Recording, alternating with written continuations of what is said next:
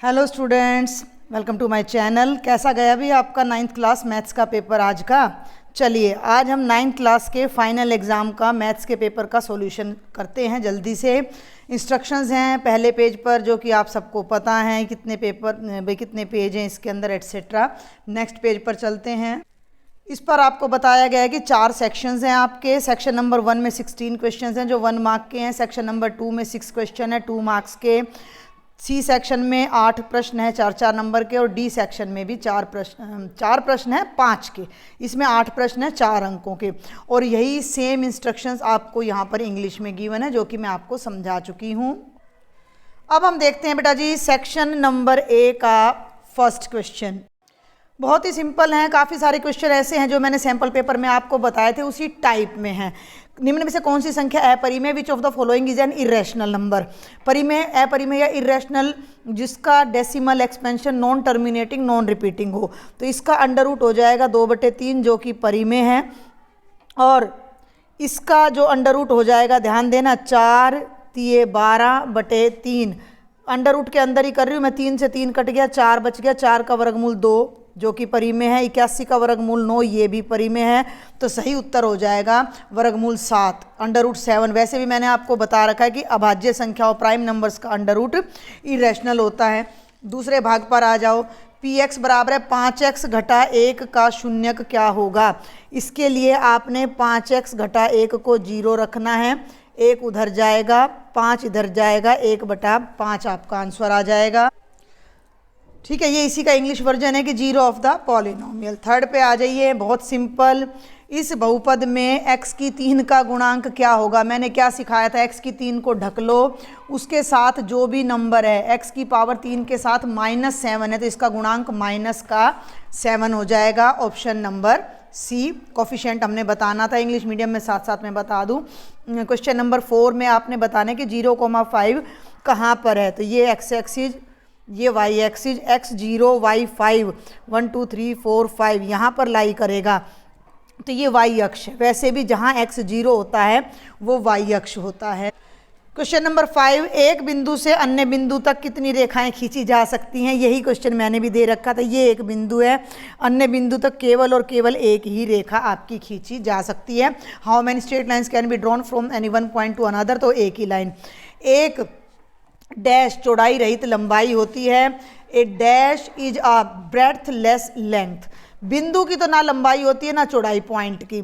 वर्ग की लंबाई भी होती है, चौड़ाई भी सेम आयत की। तो रेखा एक ऐसी लंबाई है जिसकी कोई भी चौड़ाई नहीं होती। तो correct answer is option D. ये कहता है कि निम्न में से किसमें प्रमाण की आवश्यकता होती है। तो भाई अब ये 4 आपको दे रखे हैं, परिभाषा, अभिग्रहित, प्रमेय और अभिधारणा। परिभाषा तो सिंपल होती है, अभिग्रहित और अभिधारणा में कोई प्रमाण की जरूरत नहीं है। थ्योरम में, प्रमेय में हमें प्रमाण देना पड़ता है, प्रूफ देना पड़ता है। तो इसका राइट ऑप्शन हो गया तीसरा थ्योरम। अर्धवृत्त में बना प्रत्येक कोण समकोण होता है, 90 डिग्री का होता है। तो ये आपका इंग्लिश मीडियम में ऑप्शन आ जाएगा, each angle in a semi circle is right angle. आगे आ जाओ। एक ही आधार और समांतर रेखाओं के बीच स्थित 2 समांतर चतुर्भुज के क्षेत्रफल का अनुपात। एक बहुत सिंपल सा रिजल्ट आपने किया होगा कि एक ही आधार पर अगर 2 समानांतर चतुर्भुज बनते हैं और 2 समानांतर रेखाओं के बीच होते हैं तो उनका क्षेत्रफल बराबर होता है। अब एक का क्षेत्रफल 5 है और दूसरे का भी 5 है तो अनुपात क्या हो जाएगा, 1:1। तो राइट ऑप्शन हो जाएगा option number B. 10th question पे आ जाओ। शंकु के आयतन का सूत्र, वॉल्यूम ऑफ अ कोण 1/3 πr²h। बिल्कुल सिंपल सा। वॉल्यूम ऑफ द कोण मैं बता चुकी 1/3 πr²h। एक्स अक्ष पर y का मान 0 होता है।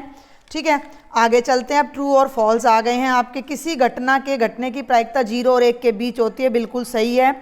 प्रत्येक परिमेय संख्या एक पूर्णांक होती है, ये गलत है। 3/4 परिमेय है लेकिन पूर्णांक नहीं है, रॉन्ग है, फॉल्स है। Every rational number is an integer, false है। प्रोबेबिलिटी लाइज बिटवीन 0 and 1, ये ट्रू है। एक शांत रेखा को अनिश्चित रूप से बढ़ाया जा सकता है। टर्मिनेटेड लाइन, मान लो ये टर्मिनेटेड लाइन है तो यस इट्स ट्रू, क्योंकि हम इसको दोनों तरफ कहीं भी बढ़ा सकते हैं। एक वृत्त में समान लंबाई की परिमित जीवाएं होती हैं। Circle has only finite number of equal course, ये फॉल्स है, क्योंकि एक सर्कल में एक लंबाई की बहुत सारी जीवाएं, अनंत जीवाएं हो सकती हैं। त्रिभुज की माध्यिका उसे बराबर क्षेत्रफल वाले दो त्रिभुजों में बांटती है। बिल्कुल सही है। किसी भी ट्रायंगल का अगर आप मीडियन लोगे तो जो दो ट्रायंगल बनेंगे उनका एरिया ऑलवेज सेम होगा। तो ये एक नंबर के बहुत ही आसान से क्वेश्चन थे। अब हम सेक्शन बी पर आ जाते हैं। सेक्शन बी में दो नंबर के क्वेश्चन है। दूसरा क्वेश्चन है x cube plus 3x square plus 3x plus 1, x cube plus 3x square plus 3x plus 1 को x प्लस 1 से भाग दो, रिमाइंडर आपने बताना है। तो x क्यूब को x से भाग करोगे x का स्क्वेयर आएगा, x स्क्वेयर को x से करोगे x क्यूब, x स्क्वेयर को 1 से गुणा करोगे x स्क्वेयर। घटाना है तो यहाँ साइन चेंज कर दो, x क्यूब से x क्यूब कैंसिल हो गया, 3x स्क्वेयर में से x स्क्वेयर जाएगा, 2x square plus 3x plus 1 को यहाँ उतार लेंगे। अब 2x स्क्वेयर को अलग से आप x से डिवाइड करो तो x से x कैंसिल होकर कितना आ जाएगा, 2x आ जाएगा। अब यहाँ पर आपने बेटा 2x लिख देना है। 2x को x से मल्टीप्लाई करो तो 2x स्क्वेयर, 2x को 1 से मल्टीप्लाई करो 2x, माइनस माइनस 3x में से 2x गया x प्लस 1। अब x प्लस 1 से ये तो पूरा चला जाएगा 1 पर, रिमाइंडर आ गया 0। यही हमने बताना था कि रिमाइंडर कितना है, फाइंड द रिमाइंडर। ठीक है। अब इसका एक तरीका और बता दूं मैं। ये पॉलिनोमियल है, ध्यान देना मेरी बात पर। इस पॉलिनोमियल को, इस बहुपद को मैं ले लेती हूँ px, x cube plus 3x square plus 3x plus 1, और दूसरा बहुपद है x जमा 1। जब भी ऐसे शेषफल निकालना हो तो इसको 0 के बराबर रखो, x की वैल्यू आएगी -1। इस वैल्यू को इस बहुपद में रख दो तो हमारा शेषफल आ जाएगा। देखो -1 की पावर 3, 3 गुणा -1 का स्क्वेयर, 3 इंटू -1 प्लस 1, ये बन गया -1 प्लस 3 -3 प्लस 1 जो कि 0 आ जाएगा। तो हम किसी भी तरीके से अपना क्वेश्चन सोल्व कर सकते हैं। क्वेश्चन नंबर 3 है उपयुक्त सर्व समीकरण का प्रयोग करके 102 का वर्ग का मान ज्ञात कीजिए। Use the suitable identity and find the value of 102 का होल स्क्वेयर। तो ये देखो भाई 102 का होल स्क्वेयर, इसको मैं लिख सकती हूँ 100 प्लस 2 का स्क्वेयर, और यहाँ जो आइडेंटिटी लगने वाली है वो a plus b whole square, a square plus b square plus 2ab। तो ये हो जाएगा बेटा 100 का स्क्वेयर प्लस 2 का स्क्वेयर प्लस 2 इंटू 100 इंटू 2, 100 का स्क्वेयर हो गया 10,000 प्लस 4 2 दूनी 4, 404। ये बन जाएगा 10,404। ये हमारा आंसर आ जाएगा। क्वेश्चन नंबर 4, k का मान ज्ञात कीजिए जब x घटा 1 इस बहुपद का गुणनखंड हो। मेरी बात को सुनो, पहले तो बहुपद पॉलिनोमियल ले लिया x square plus x plus k, दूसरा पॉलिनोमियल है x माइनस 1। अगर ये पॉलिनोमियल इसका गुणनखंड है तो ये इसको पूरा पूरा डिवाइड करेगा, तो इसको 0 के बराबर रख के x की वैल्यू 1 लो और इस वैल्यू को इसमें रख के 0 के बराबर कर दो, लिख देना। क्योंकि x माइनस 1 px का क्या है, गुणनखंड है। जो गुणनखंड होता है, फैक्टर होता है, वो पूरा पूरा डिवाइड करता है। तो जब ये x की वैल्यू 1 को यहाँ रखोगे तो p की वैल्यू 1 पर कितनी आनी चाहिए, 0 आनी चाहिए। तो यहाँ हम रखेंगे 1 का square plus 1 plus k is equal to 0, 1 plus 1 हो गया 2 plus k is equal to 0, और k की वैल्यू आ जाएगी -2। ये वाला और ये वाला रिमाइंडर वाला बिल्कुल सेम टाइप के क्वेश्चन है, बहुत ही आसान से क्वेश्चन है। अब है क्वेश्चन नंबर 5, समीकरण 2x जमा y बराबर है 7 के 4 हल लिखो। मैं रख रही हूँ, देखो मैं यहाँ टेबल बना रही हूँ x और y। मैंने x को रखा 0, जब यहाँ 0 रखोगे तो 2 गुणा 0 जमा y बराबर है 7, 0 y की वैल्यू 7 आ गई, एक हल ये आ गया। अब मैंने यहाँ x की जगह 1 रख देना है, तो ये बनेगा, इस पे देखना यहाँ 2 जमा y बराबर है 7, y बराबर है 7 घटा 2, y की वैल्यू आ गई 5। अब ले लो भाई x बराबर है 2, तो यहाँ 2 रखो, 2 गुणा 2 जमा y बराबर है 7, y की वैल्यू 7 घटा 4 यानी कि 3 आ जानी है, और 3 रखोगे 3 दूनी 6, 7 में से 6 गए, 1 आ जाएगा। ये चारों इसके सॉल्यूशन आ जाएंगे। क्वेश्चन नंबर 6 भाई p का मान ज्ञात कीजिए यदि x बराबर है 2 y बराबर है 1 इस समीकरण का हल है। इतने आसान प्रश्न है, x की जगह यहाँ 2 रख दो क्योंकि ये दोनों इस समीकरण का हल है, तो इसको संतुष्ट करेंगे। बराबर है p, ये बन गया 4 जमा 3 बराबर है p, और p की वैल्यू आ जाएगी 7। ठीक है भाई, बहुत सिंपल सा क्वेश्चन था। और क्वेश्चन नंबर 7 पे आ जाओ। यदि त्रिभुज पी आर क्यू, एक मिनट भाई, यदि त्रिभुज पी आर क्यू ध्यान देना मेरी बात पे, मैं ये ले रही हूँ पी आर क्यू, सर्वांग सम है सी बी ए के, ठीक है। तो संगत भुजाएं और संगत कोण बराबर होते हैं। क्यू आर, भाई क्यू आर कहाँ है, ये है, तो क्यू आर किसके बराबर है, ए बी के, तो क्यू आर बराबर है आ जाएगा ए बी। अब दूसरे भाग पे आ जाओ, पी आर, ध्यान देना भाई, पी आर ये है, तो ये हो जाएगा किसके बराबर, सी बी के, पी आर बराबर हो गया सी बी के। तीसरा है पी क्यू ये है, तो ये बराबर हो जाएगा सी ए के। और चौथा है हमारा एंगल बी, तो ये इसके बराबर हो जाएगा एंगल आर के। संगत अंग बराबर होते हैं अगर दो त्रिभुज सर्वांग सम हो तो। ये था क्वेश्चन नंबर 7, सेक्शन बी यहाँ कंप्लीट हो जाता है। अब हम चलते हैं सेक्शन नंबर सी पर। बहुत आसान पेपर है, बहुत ही आसान। हर का परिमेयीकरण करें, 8वें का पहला भाग, रेशनलाइज द डिनोमिनेटर, 1/वर्गमूल 5 जमा वर्गमूल 2 को √5 माइनस √2 से गुणा कर देंगे और √5 माइनस √2 से डिवाइड, इसको इससे मल्टीप्लाई करो, √5 माइनस √2, और नीचे ध्यान दो ये a प्लस बी है, ये a माइनस बी है, और दोनों को सॉल्व करोगे तो a² माइनस b² की हमारी आइडेंटिटी होती है। तो √5 ये तो हो गया √5 का स्क्वेयर, और √2 ये हो गया √2 का स्क्वेयर। तो √5 माइनस √2, इससे ये कट के 5 आ गया, इससे ये कट के 2 आ गया, √5 माइनस √2/3, डिनोमिनेटर में 3 आ गया, जो कि परिमेय संख्या है, रैशनल नंबर है। इसको हमने रैशनलाइज करना था। और सेकंड पार्ट बहुत ही आसान, 32 की पावर 2/5 को सिंप्लीफाई करना है। 32 को सॉल्व कर लेना, 2 की पावर 5 होता है, 2 दूनी 4 दूनी 8 दूनी 16 दूनी 32। एक ही बेस पर अगर डबल पावर हो तो दोनों पावर आपस में मल्टीप्लाई हो जाती हैं, तो 2 की पावर केवल 2 रह जाएगा, जो कि 2 × 2 यानी कि 4 बन जाएगा। ये है बेटा क्वेश्चन नंबर 9। एक डायग्राम आपको दे रखा है, इसमें अलग अलग पॉइंट हैं, A B Q P C D E, इसको देखना है और इसका आंसर देना है। थोड़ा सा मैं इसको छोटा करूँगी स्क्रीन को, ताकि आपको पेपर और क्वेश्चन दोनों फ्रेम में ही दिख जाएँ, इसी में बता दूँगी। ए बी सी डी ई के निर्देशांक, ये है बिंदु ए, इसके निर्देशांक क्या हो जाएंगे भाई, x 3 है और y 0 है। ध्यान देना, मैं बात कर रही हूँ 9th क्वेश्चन के फर्स्ट पार्ट की। तो a के निर्देशांक हो जाएंगे 3,0, दिख रहा है, थोड़ा सा ऐसे कर लेते हैं, ठीक है। अब ले लो b पे आ जाओ, 5 और 0, तो b के निर्देशांक हो जाएंगे 5,0। सी पे आ जाओ, सी कहाँ है, ये रहा, इधर जा रहा है, x 0 y 3, तो सी के निर्देशांक हो जाएंगे 0 3। डी ये रहा, x -5 और y 0, डी है x -5 और y 0। ई नीचे है, तो x 0 और y -4, ध्यान देना, ई x 0 और y -4, ये हो गया पहला पार्ट। डी का भुज एब्सिसा का मतलब केवल x वाली वैल्यू बतानी है, तो भाई डी पॉइंट क्या है, -5 0, तो भुज क्या हो जाएगा इसका, -5। ई के ऑर्डिनेट यानी ई में y का मान आपने बताना है, तो ई में y का मान कितना है, -4 है।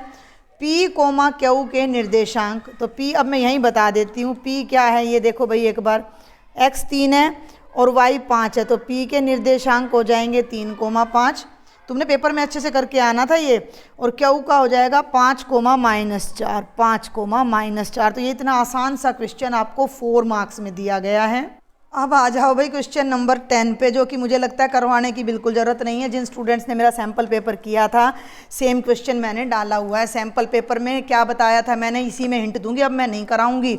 भाई ये एंगल और ये वर्टिकल ये अपोजिट है, तो ये y हो गया, और ये दोनों ट्रांसवर्सल के एक ही तरफ के एंगल है, तो इन दोनों का सम कितना हो जाएगा, 180, तो y जमा z हो गया 180, और y और z का अनुपात 3:7 है, तो y को 3x ले लिया, z को 7x ले लिया, तो ये हो गया 3x जमा 7x बराबर है 180, 10x बराबर है 180, 10 0 से 0 कट गई, x की वैल्यू 18 आ गई, x की वैल्यू को यहाँ रखोगे तो y की वैल्यू 54 आ गई, 7 8 126 z की वैल्यू आ गई।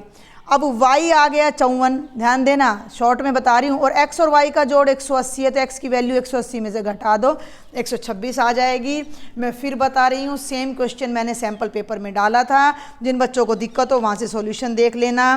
क्वेश्चन नंबर 11, एक चतुर्भुज के सभी कोणों का अनुपात 3, 6, 7, 4 है, इसके सभी कोण ज्ञात करो। अरे क्वाड्रिलेटरल के चारों एंगल्स का रेशियो दे रखा है 3, 6, 7, 4। पहला एंगल 3x, दूसरा 6x, तीसरा 7x और चौथा 4x। क्वाड्रिलेटरल के चारों एंगल्स का सम कितना होता है?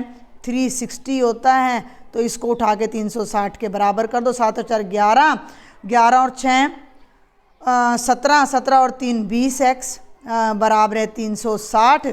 x की वैल्यू आ जानी है 360/20, 36 को 2 से काटो 18। x की वैल्यू आ गई 18। x की वैल्यू को यहाँ रखोगे तो जो पहला एंगल है वो 3x है, यानी कि 3 गुणा 18, 18 3 54।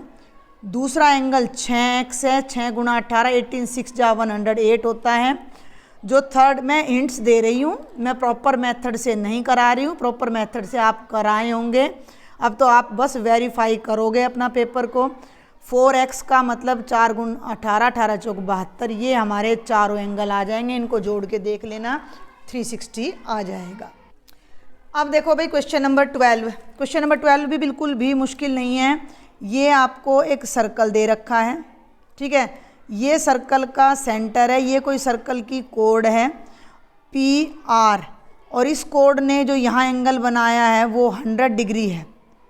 इसका भी हिंट दूंगी भाई मैं सिर्फ। अब हमने ये देख रखा है कि कोई भी जीवा जो वृत्त के शेष भाग पर कोण बनाती है वो केंद्र पर बनने वाले कोण से आधा होता है। अब इसी जीवा से ये सेंटर है, ये एंगल, अरे इधर मिलाओ, ये एंगल बन गया POR।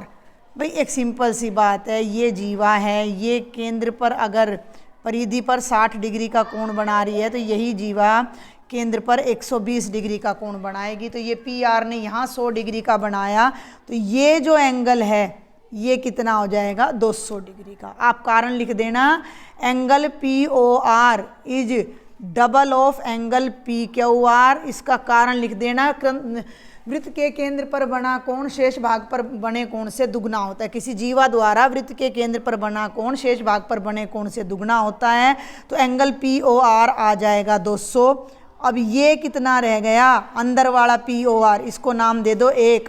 तो एंगल 1 जमा POR, पूरा सर्कुलर एंगल 360 है, ये 200 है, उधर जाएगा, तो ये घट के कितना आ जाएगा?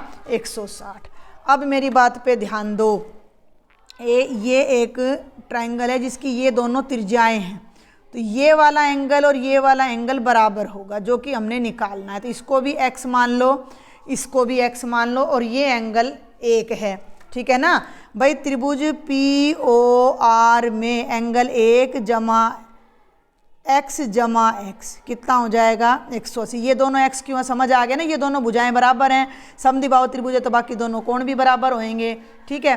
तो ये हो जाएगा एंगल 1 अभी निकाला है 160 जमा 2x बराबर है 180 डिग्री। 160 को राइट में जाके घटा दो तो ये 20 डिग्री बच जाएगा, और x का मान 10 डिग्री आ जाएगा। और इसने हमसे पूछा है एंगल OPR, तो भाई OPR ये वाला एंगल हमारा आ जाता है 10 डिग्री। पेपर में थोड़ा आपने डिटेल में करना था। क्वेश्चन नंबर 13 पे आ जाओ। एक आयताकार होल के फर्श का परिमाप 250 मीटर है। परिमाप क्या होता है? अभी 2 × L + B, 250 मीटर है। L हमने लंबाई मान ली, B चौड़ाई मान ली, H उस कमरे की होल की ऊंचाई मान ली।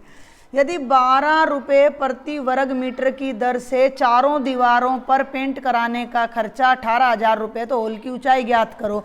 माना होल की ऊंचाई कितनी है? H। अब जो 4 दीवारी का क्षेत्रफल होता है, सुनना मेरी बात को ध्यान से, जो 4 दीवारी का क्षेत्रफल होता है वो ये होता है 2 ब्रैकेट L जमा B × H। एम आई राइट भाई? 2 ब्रैकेट L जमा B × H।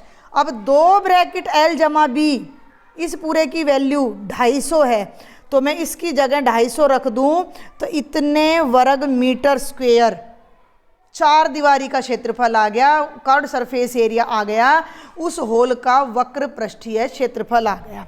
और उस वक्र पृष्ठीय क्षेत्रफल पर 1 वर्ग मीटर का खर्चा 12 रुपये है और पूरे का खर्चा 18,000 रुपये। बहुत ध्यान से सुनना मेरी बात को भाई, 1 वर्ग मीटर पर जो सफ़ेदी कराने का खर्चा है वो 12 रुपये आ रहा है और टोटल एरिया ये है, तो 250 H पर जो खर्चा आएगा वो 250 H गुणा 12 आएगा।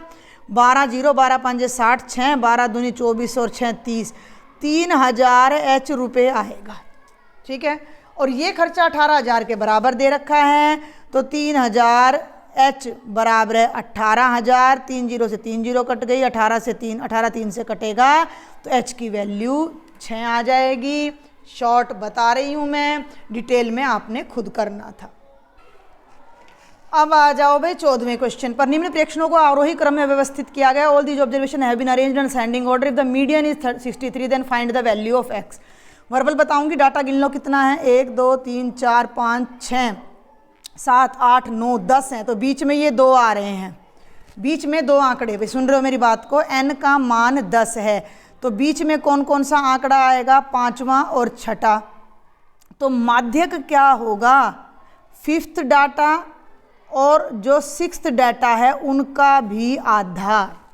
ठीक है, समझ रहे हो मेरी बात को। अब माध्यक 63 है, 5वां आंकड़ा x है, 6ठा आंकड़ा x जमा 2 है और उसका भी आधा। बीजगणित बन गया, सोल्व कर लो, 2 को इधर ले आओ, 63 गुणा 2 ये बन गया x जमा 2, 2 3 6, 2 6 12, x में x जुड़ेगा, 2x जमा 2, 2 को इधर ले आके 126 में से घटा दो, तो 124 बराबर है 2x। 124 को 2 से भाग कर दो तो x की वैल्यू आ जाएगी 62, और यही हमने निकालना था। ठीक है, आगे चलते हैं। 15th क्वेश्चन की स्टेटमेंट यहाँ हिंदी में, नेक्स्ट पेज पे इंग्लिश में, अगले पेज पे बताऊंगी मैं। 3 सिक्कों को 200 बार उछाला गया, 3 चित इतनी बार आए, 2 इतनी बार, 1 इतनी बार और 0 इतनी बार। देखते हैं क्या पूछता है। ये कहता है कि प्रायिकता ज्ञात करो 2 चित की, कम से कम 2 की और 3 पट की। सुने मेरी बात ध्यान से, बहुत ध्यान से सुनना है।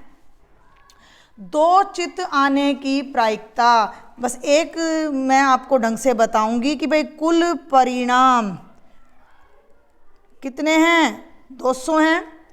2 चित्त कितनी बार आए हैं, तो 2 चित्त आने, दिख रहा है ना आपको, 2 चित्त आने की संख्या कितनी बार है, 72। तो 2 चित्त आने की प्रायिकता बराबर है 72/200। काटना चाहो काट दो, 4 एकम 4, 4 अट्ठे 32, 4 पंजे 20, 9/25 आ जाएगा पहला भाग। दूसरा और तीसरा बड़े ध्यान से करना, कम से कम 2 चित आएँ, कम से कम 2 आएँ, ज़्यादा से ज़्यादा 3 आएँ, तो 2 वाला भी ले लो और 3 वाला भी ले लो। तो कुल परिणाम जो होंगे वो 72 जमा 23 95 हो जाएंगे, और जो प्रायिकता है वो 95/200 हो जाएगी। 5 पे काट दो, 19/40 आ जाएगी। और लास्ट पार्ट ध्यान से देखो, 3 टेल्स, 3 पट, 3 पट तो नहीं दे रखे, तो हेड दे रखा है। जब आपके तीनों कॉइन्स पर 0 हेड है, यानी हेड आ ही नहीं रहा, तो तीनों पे टेल आ रही है, तो तीनों पे टेल आ रही है, पट आ रहा है, तो 28 केस बनते हैं। तो तीसरे केस में जो प्रोबेबिलिटी आएगी वो 28/200 आ जाएगी। 4 7 28, 4 5 20, ये आपके तीनों आंसर आ जाएंगे। प्रोबेबिलिटी के डिटेल आपको आती है। अब रह गए भी 4 क्वेश्चन सेक्शन नंबर डी के। एक त्रिभुज, ये क्वेश्चन आपका थोड़ा बाहर से है, मुश्किल नहीं है। 11.2 का 4th क्वेश्चन है, बिल्कुल उसी की तरह है। एक त्रिभुज ए बी सी की रचना करो जिसमें कोण बी 60 डिग्री, कोण सी 45 और परिमाप 10 है, पेरीमीटर 10 है। ध्यान देंगे, आपने क्या करना है, 10 सेंटीमीटर का आपने पेरीमीटर लेना है और इसको कोई भी आपने नाम दे देना है XY।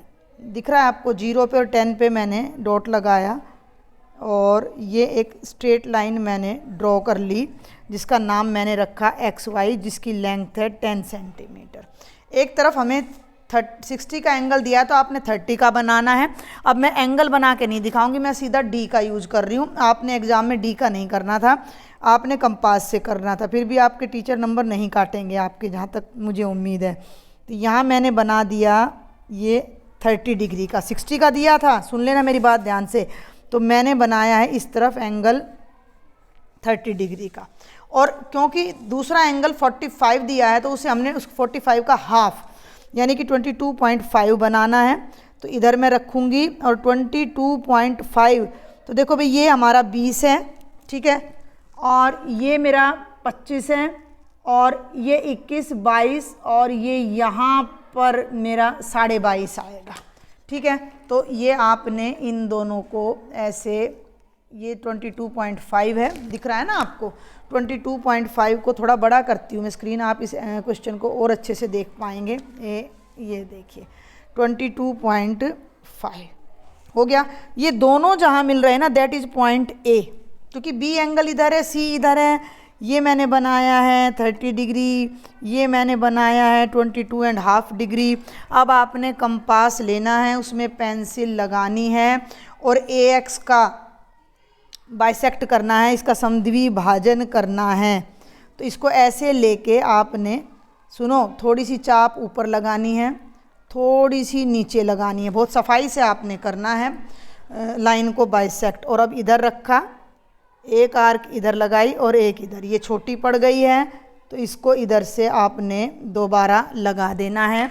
जो एक्स्ट्रा आर्क्स हैं उनको आपने साथ साथ इरेज कर देना और बिल्कुल डॉटेड लाइन में इसको लेके चलना है। आप देख सकते हो मैं 2 पेंसिल ले रही हूँ ताकि दूसरी पेंसिल मोटी ना हो जाए।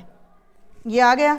अब इसका बाइसेक्शन कर दो भाई इसको, ठीक है, थोड़ा सा हाफ से ज़्यादा खोला, एक आर्क ऊपर एक नीचे, ए पे आर्क वो रखा कंपास, एक आर्क ऊपर और भाई एक नीचे। छोटा पड़ रहा है तो मुझे दोबारा लगानी पड़ेगी इधर और इधर। अब मैं जो एक्स्ट्रा है ना मैं उसको साथ साथ रब कर दूंगी ताकि होच-पोच ना हो यहाँ पर, ठीक है भाई। अब ये लिया हमने और ये डॉट और ये डॉट दोनों को मिलाया, बस। अब ये दोनों बाइसेक्टर जहाँ मिल रहा है, अब मेरी बात को ध्यान से सुनना, ये 30 डिग्री है, 30 डिग्री का डबल है बी 60, तो ये वाला जो पॉइंट है ये बी आएगा, ये वाला पॉइंट सी आएगा। इनको जब आप आपस में मिलाओगे तो ये हमारा ट्राइंगल ए बी सी तैयार हो जाएगा। ये इस बार थोड़ा लीक से हटकर आपको क्वेश्चन एग्जामिनर ने दिया है। ये वो ट्राइंगल है ए बी सी जो कि रिक्वायर्ड था। जैसे जैसे आपने बनाया है वैसे वैसे इसकी लाइन कंस्ट्रक्शन की लाइंस आपने लिख देनी है। क्वेश्चन नंबर 17 में तो समझाने को कुछ है ही नहीं। एक त्रिभुज की भुजाओं का अनुपात 3:5:7 और परिमाप दे रखा है, इसका क्षेत्रफल ज्ञात करो। भाई जो कौन सा है ये 17 है ना, तो इसकी तीनों भुजाएं हो जाएंगी 3x 5x और 7x। रेशियो जब भी दे रखा हो तो प्रोपोर्शनैलिटी का कांस्टेंट लगा लो। ये बन गया 3x + 5x + 7x बराबर है 300, 7 और 5 12 और 3 15, x बराबर है 300। x की वैल्यू 20 आ जाएगी। जब x की वैल्यू 20 आ गई तो पहली साइड इसको 20 से गुणा करो 60 आएगी, दूसरी 100 आएगी, तीसरी 140 और अर्ध परिमाप आ जाएगा 300 का आधा यानी कि 150।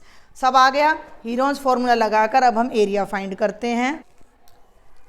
ये देखो भाई, ये पहली साइड हो गई ए, ये बी, ये सी, ये सेमी पैरामीटर। तो जो हमारा एरिया ऑफ ट्रायंगल था वो था s minus a, s minus b, s minus c का अंडर रूट।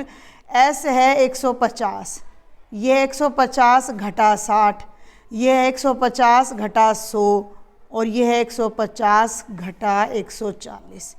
150 में से 60 गए 90, 150 में से 100 गए 50, 40 गए 10, 10, 10, 4 बार तो 10 को मैं अलग कर रही हूँ। 15 ध्यान देना, 3 पंजे 15, मेरी बात सुन लो, मैं केवल 15 के टुकड़े कर रही हूँ। फिर मैं 9 के टुकड़े कर रही हूँ, 3 तिया 9, 5 अकेला रह गया और 10 एक बार, इसका भी 10 2, इसका भी 10 3 और इसका भी 10 4। अब मेरी बात सुन लो, 3 का पेयर हो गया, 5 का पेयर हो गया, 10 का पेयर हो गया और 10 का। अंडर रूट से बाहर केवल पेयर आते हैं, ठीक है। तो इन दोनों 3 का एक 3 बन गया, इन दोनों 5 का एक 5 बन गया, इन दोनों 10 का एक 10 बन गया और इन दोनों 10 का एक 10। अकेला 3 अंदर रह गया, 5 3 15, 100√3 देख लेना मीटर है या क्या है, मीटर स्क्वेयर है। ये हमारा एरिया ऑफ ट्रायंगल आ जाएगा। ये है भाई क्वेश्चन नंबर 18 13 चैप्टर में से है। 12 सेंटीमीटर वाले ठोस घन को बराबर आयतन वाले 8 घन में काटा। इसमें खासियत क्या है कि इस ठोस घन में, मान लो ये क्ले का घन बन रहा था, इसमें जो क्ले लगा वही उन 8 में लगा, तो इसकी जो आयतन है और इन 8 का आयतन है वो बराबर होगा। दोनों घनों का पृष्ठीय क्षेत्रफल ज्ञात कीजिए। क्वेश्चन को समझना है आपने बेटा। 2 क्यूब हैं आपके पास, एक बड़ा है, ठीक है, एक आइसक्रीम क्यूब आप ले आए जिसकी साइड 12 सेंटीमीटर है, और इसमें से छोटे छोटे 8 क्यूब आपने निकाल दिए जिनकी साइज़ नहीं पता।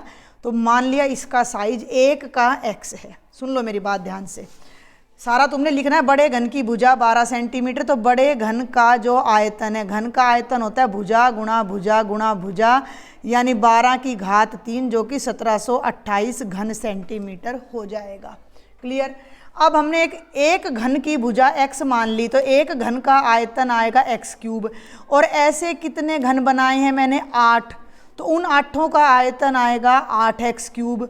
और ये आयतन बराबर है क्योंकि इसी ब्रिक को काट कर ये 8 छोटे छोटे घन बनाए हैं। तो 8x क्यूब बराबर है 1728, x क्यूब बराबर है 1728 बटे 8, 8 दूनी 16, 8 एकम 8 और 8 छिक 48, और 216 6 की घात 3 होता है। तो ये दोनों तरफ घन से घन कटकर x बराबर है 6 आ गया, यानी कि 1 6 छिक 36 छिके 216, ठीक है। तो एक घन की भुजा 6 सेंटीमीटर आ जाएगी इसमें से। अब दोनों का पृष्ठीय क्षेत्रफल निकालना है, तो बड़े घन का संपूर्ण पृष्ठीय क्षेत्रफल हो जाएगा 6 गुणा 12 का वर्ग, यानी 6 गुणा 144, 6 चौक 24, 2 और 6 चौक 24 और 2 26, और 6 एकम 6 और 2 8। कैलकुलेशन चेक कर लेना, बिल्कुल ठीक है, इतने सेंटीमीटर स्क्वायर। और छोटे घन का आ जाएगा 6 गुणा 6 की घात 2। अरे क्षेत्रफल क्या होता है? 6 गुणा 6 1 की 2, या 6 गुणा भुजा का वर्ग, या 6 गुणा l की 2 लगा लो, तो 36 छिके ये हो जाएगा 216 वर्ग सेंटीमीटर। तो बड़ा ही आसान सा था। अब देखते हैं बेटा क्वेश्चन नंबर 18 का और पार्ट। ऊंचाई 1 मीटर वाले बंद बेलनाकार बर्तन की धारिता 15.4 लीटर है। इसको बनाने के लिए कितने वर्ग मीटर धातु की शीट की आवश्यकता होगी? क्लोज्ड सिलेंड्रिकल वेसल है जिसकी हाइट 1 मीटर है, और इसकी जो धारिता मीन्स इसकी जो वॉल्यूम है, जो इसका आयतन है वो 15.4 लीटर है। 1000 घन मीटर का 1 लीटर होता है, तो लीटर के घन मीटर बनाने हो तो 1000 से इसको भाग कर दो, और 1 0 डेसिमल के नाम की आ जाएगी, तो 1 2 3 4 10,000 154 बटे 10,000 मीटर क्यूब इस बर्तन का आयतन आ गया। मान लिया इस बर्तन की त्रिज्या r है, तो आयतन क्या होता है? पाई r स्क्वेयर h। ये है 154 बटे 10,000, पाई की जगह 22 बटे 7 r स्क्वेयर गुणा 1, ठीक है। और ये आ गया 154 बटे 10,000। r स्क्वेयर को यहीं रखो, 154 गुणा 7 बटे 10,000, 22 यहाँ आएगा 22। अब मेरी बात को ध्यान, ये तो 7 का वर्ग हो गया और ये 100 का, तो ये 7 बटे 100 का वर्ग हो गया, वर्ग से वर्ग कट गया, त्रिज्या आ गई 7 बटे 100 मीटर।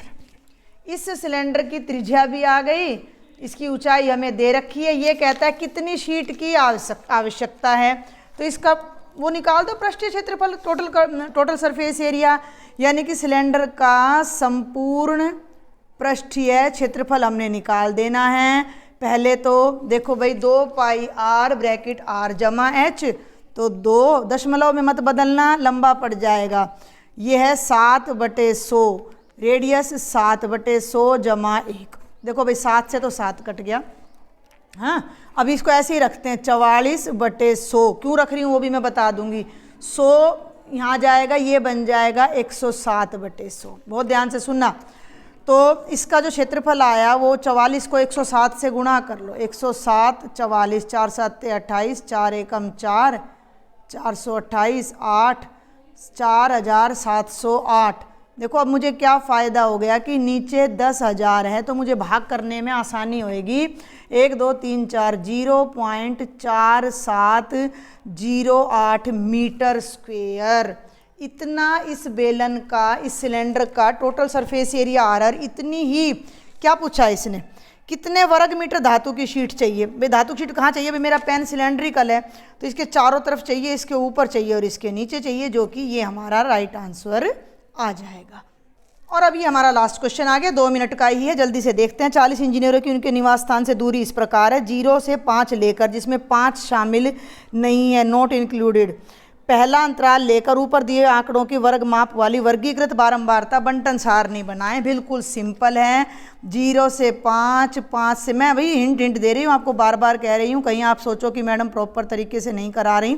15 से 20, 25 तक भी दिख रहा है मुझे, 31 32 भी दिख रहा है, तो मैं लूँगी 20 से 25, 25 से 30, 30 से 35। ठीक है, यहाँ ये लिख लेना भाई, यहाँ पर वर्ग अंतराल ये हो जाएगी बारंबारता। 5 नहीं लेना, अब ये तुम गिन लो भाई अपना, हाँ 0 से 5 में 5 नहीं लेना, गिनूँ तो 1, 5 से कम लेने हैं, 2 3 4 5, 5 आएंगे।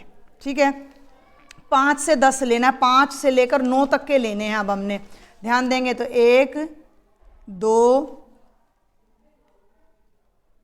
3 4 5 6 7 और बेटा 8 और 9 और 10 और 11 आ गए। अब हमें 10 से 15 तक के काउंट करने हैं, 15 नहीं लेना है, 10 से 14 लेना है।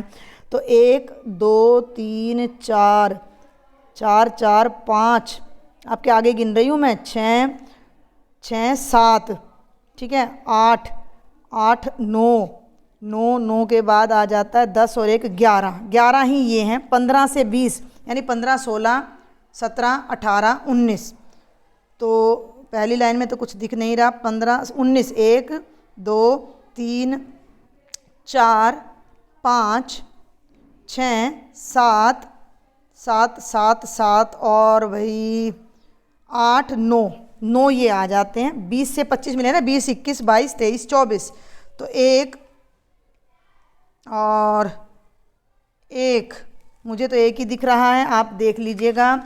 अब 25 से 30 में 25 26 27 28 29, तो 1